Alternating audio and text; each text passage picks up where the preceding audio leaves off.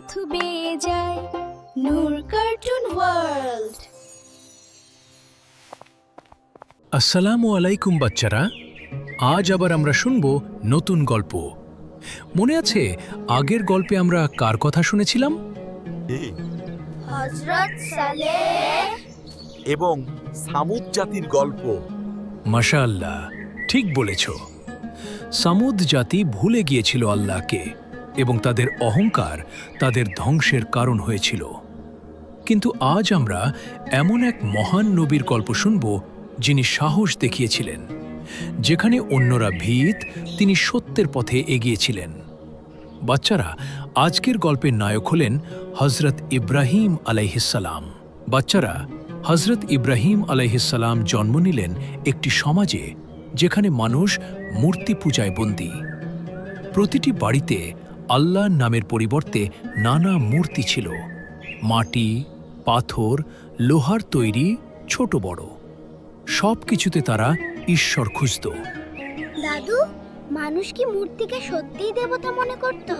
জি বাচ্চারা, তারা বিশ্বাস করত মূর্তি তাদের ক্ষমতা দেয়, তাদের রক্ষা করে। কিন্তু হযরত ইব্রাহিম আলাইহিসসালাম তখনও ছোট, কিন্তু তার অন্তর আলোকিত। তিনি ভাবতেন, এই মূর্তিগুলো কি সত্যিই মানুষকে বাঁচাতে পারে? না, একমাত্র আল্লাহই আমাদের রক্ষা করতে পারেন। হযরত ইব্রাহিম আলাইহিসসালাম বড় হয়ে বুঝলেন, কেবল ভাবতেই হবে না, কাজও করতে হবে। তিনি মানুষকে সতর্ক করতে শুরু করলেন। আমার জাতির লোকেরা, তুমি নিঃস্বর হো, তার দিকে ফিরে এসো। হে আমার কওম, এটা রেখা, তার ছাড়া কেউ তোমাদের সাহায্য করতে পারে না।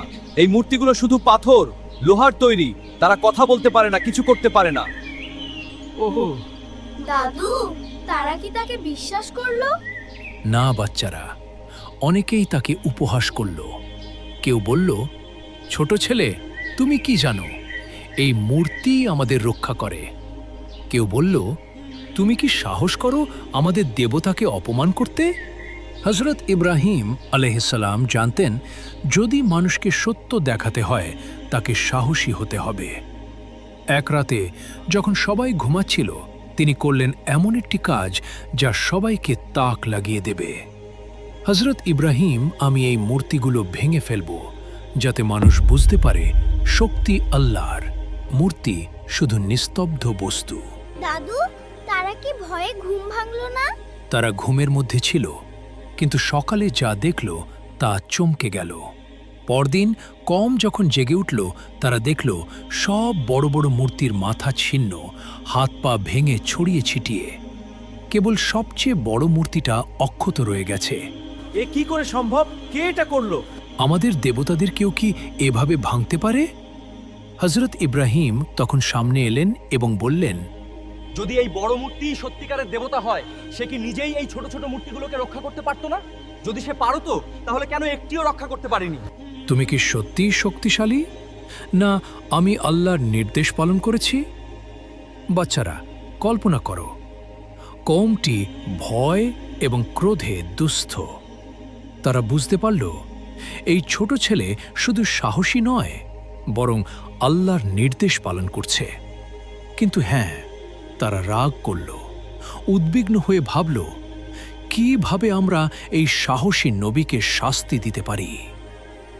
বাচ্চারা, এইভাবেই সাহসী নবীর বিরুদ্ধে মানুষের কষ্ট ও ষড়যন্ত্র শুরু হলো।